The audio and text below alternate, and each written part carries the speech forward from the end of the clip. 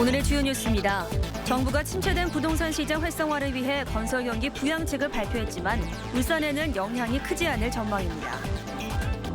부동산 경기 침체로 재개발 사업이 중단되면서 버려진 빈집들이 치안 사각지대로 방치되고 있습니다. 오늘 13일 예비 후보 등록과 함께 울산도 본격적인 선거 국면에 돌입할 것으로 보입니다. 쌀쌀한 날씨 속에 추위를 피하려다 소공원에 불이 나고 폐기물 처리 업체에서도 불이 나는 등 화재가 잇따랐습니다. 여러분 안녕하십니까? 12월 11일 일요일 UBC 프라임 뉴스입니다. 휴일인 오늘 동장군이 물러가면서 오후부터는 날씨가 풀렸는데요.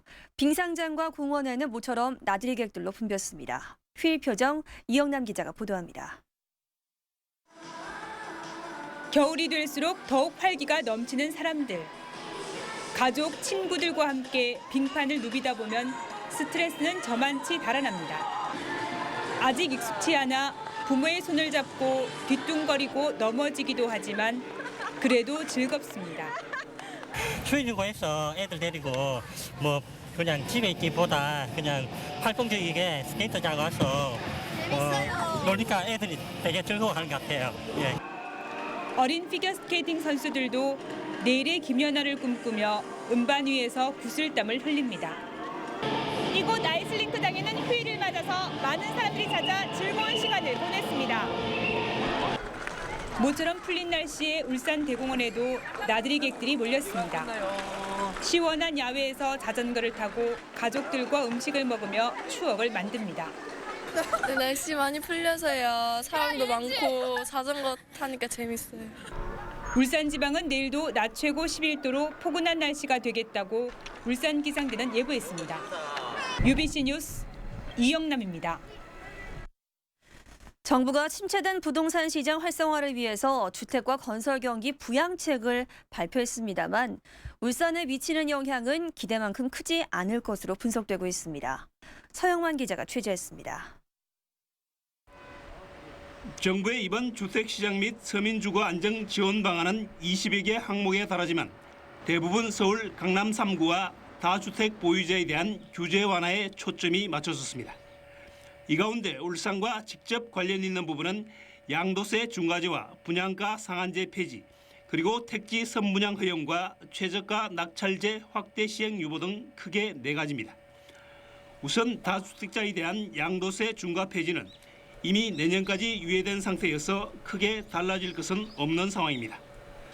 물론 집을 사려는 사람들의 부담이 덜어지면서 임대시장, 즉 전세시장 안정화에는 기여할 것으로 보입니다.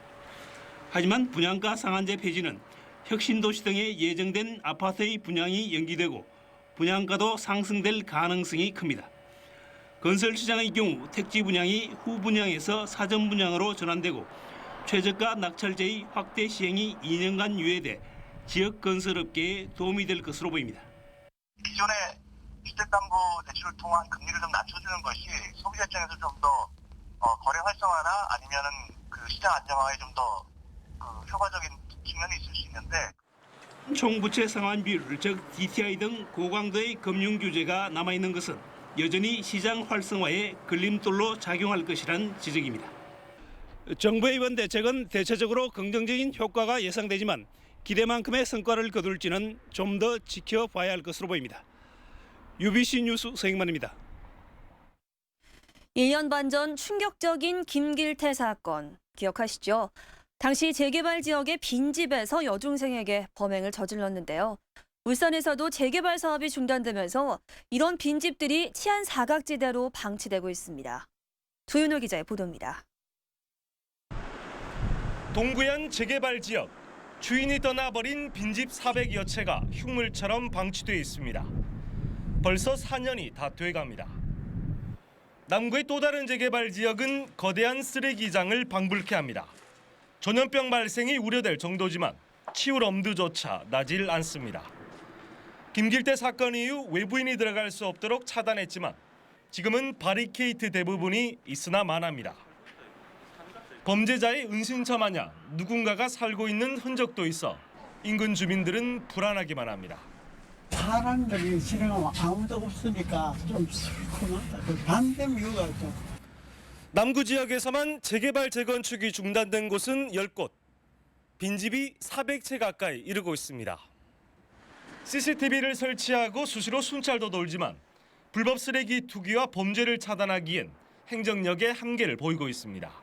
시와 그 업자들과의 그 협의 속에서 일단 빈집을 좀 허물고 임시적으로 좀 주차장을 좀 활용하거나 공사가 중단된 재개발 지역이 치안 사각지대로 방치되지 않기 위해선 행정당국의 적극적인 대안 마련이 필요하다는 지적입니다.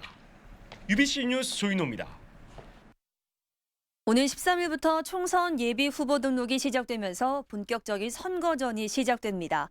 야권은 통합을 향해 나가는 반면 여권은 분열 양상을 보여서 내년 총선까지 험난한 여정이 예상됩니다. 보도에 선우석 기자입니다. 울산 지역의 총선 지형은 분열 중인 여권과 통합 중인 야권의 대결 양상으로 시작될 전망입니다.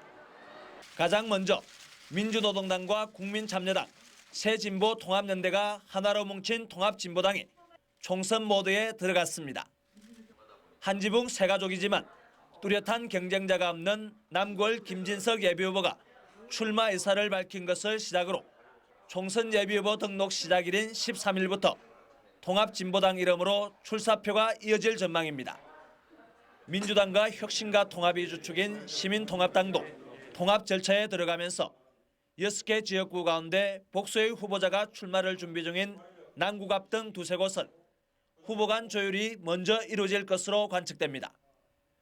크게 두 갈래로 출발한 야권은 결국 선거연대 형태로 야권 후보 단일화를 이뤄낼 것으로 보입니다. 반면 여권은 한나라당이 심한 내용에 빠지면서 분열 뒤 이합집산을 통한 해체 모여가 예상됩니다. 다만 친박계를 표방하는 그룹 등 원외 인사들은 일찌감치 예비후보로 등록하고 선거 전에 뛰어들 것으로 보입니다. 오는 13일부터 총선 예비후보 등록이 시작되면서 울산 지역도 본격적인 총선 국면으로 접어들 것으로 보입니다. UBC 뉴스 선우석입니다. 울산 항만공사 신임사장에 박종록 전 여수세계박람회 조직위원회 사무차장이 선임됐습니다. 박종록 신임사장은 성균관대를 졸업하고 행정고시에 합격한 뒤 1982년 해운항만청을 시작으로 해양수산부와 국토해양부에서 근무했습니다. 박종록 신임사장은 오늘 13일 취임식을 갖고 본격적인 업무를 시작하게 됩니다. 건조주의보가 내려진 가운데 쌀쌀한 날씨가 이어지면서 화재가 잇따랐습니다. 오늘 오전 7시쯤 북구매곡 등 폐기물 처리 업체에서 원인을 알 수 없는 불이 나 5톤 트럭과 폐지 2톤을 태워 900만 원 상당의 피해를 내고 40여 분 만에 진화됐습니다. 또 어젯밤 10시 5분쯤에는 울주군 삼남면 미래정보고 뒤 연화공원에서 불이 나 플라스틱 미끄럼틀 등을 태워 300만 원 상당의 피해가 났습니다. 소방당국은 누군가 추위를 피하려고 불을 피우다 화재가 난 것으로 보고 정확한 화재 원인을 조사하고 있습니다. 오늘 오전 6시 5분쯤 동구 방어동 방어진항에 정박 중이던 통영 선적 멸치잡이 어선에서 선원 49살 이모 씨가 숨진 채 발견됐습니다. 동료 선원들은 선실에 누워있던 이 씨를 발견하고 병원으로 옮겼지만 이미 숨진 뒤였던 것으로 알려졌습니다. 해경은 동료 선원 등을 상대로 정확한 사망 경위를 조사하고 있습니다. 추운 겨울이면 손발이 차가워지는 수족냉증으로 고생하시는 분들 적지 않습니다. 그런데 이 수족냉증은 추운 날씨보단 스트레스가 더 큰 원인이라고 합니다. 건강백세 성경희 기상캐스터입니다. 주부 김영희 씨는 최근 손발이 얼음장처럼 차가워 생활에 큰 불편함을 겪고 있습니다. 평소 때 손발이 차고 저리고 그러고 밤에 잘 때도 양말도 신어야 되고. 날씨가 추워지면서 이처럼 수족냉증 환자가 늘어나고 있습니다. 수족냉증은 각종 원인으로 혈관이 수축되면서 혈류량이 감소해 몸이 차가워지는 증상입니다. 수족냉증은 남성보다는 여성이, 연령별로는 사춘기나 갱년기, 출산 후 산모 등에서 많이 나타납니다. 특히 한국과 일본, 중국 등 동양인에게서 많이 발생하고 있습니다. 수족냉증은 질환이 아닌 증상의 하나이기 때문에 원인 질병을 찾는 것이 우선입니다. 손발이 시린 증상뿐만이 아니라 감각 저하, 저림 증상, 통증까지 나타나면은 터널 증후군이나 아니면 갑상선 기능 저하, 이제 경추의 추간판 탈출증을 의심할 수 있기 때문에 정확한 진단을 받아보시는 게 낫습니다. 네, 무엇보다 수족냉증의 가장 큰 원인은 일반적으로 알고 있는 추운 날씨가 아니라 바로 스트레스입니다. 따라서 과로나 스트레스를 줄이고 규칙적인 운동으로 혈액순환을 촉진해 체온을 높여주면 수족냉증을 예방할 수 있습니다. 건강백세 성경입니다. 해양복합 관광 휴양도시로 개발 중인 강동권 개발에 국내 굴지의 호텔이 높은 관심을 나타내고 있습니다. 울산시는 최근 개최한 강동권 개발 투자 설명회 결과 유명 호텔 업체가 호텔이나 콘도 건립 의사가 있다며 적극적인 투자 의향을 내비쳤다고 밝혔습니다. 울산시는 이 업체가 울산의 숙박업소 현황을 추가로 요청해 접촉 중이며 상당수의 재무적 투자자들도 관심을 보이고 있다고 설명했습니다. 울산 플랜트 건설 노조가 직장 폐쇄에 맞서서 올 들어 3번째 부분 파업에 돌입합니다. 울산 플랜트 건설 노조는 내일 부분 파업과 함께 태화강역에서 임시총회를 갖고 지지부진한 올해 임단협 교섭 상황을 알릴 계획입니다. 플랜트 건설 노사는 유급 휴가 일수를 두고 갈등을 빚고 있으며 지난 9일 플랜트 업체 4곳이 노조의 태업을 이유로 직장을 폐쇄했습니다. 경남은행 울산본부는 산학협력을 위해 유니스트에 후원금 1억 원을 기탁했습니다. 이 후원금은 유니스트의 각종 정보 공유를 위한 디지털 홍보 시스템 구축 재원으로 활용됩니다. 끝으로 날씨입니다. 내일 영남지방 계속해서 건조주의보가 내려진 가운데 고기압의 영향을 받아 대체로 맑겠습니다. 아침 최저 기온은 1도, 낮 최고 기온은 11도로 오늘보다 조금 높겠습니다.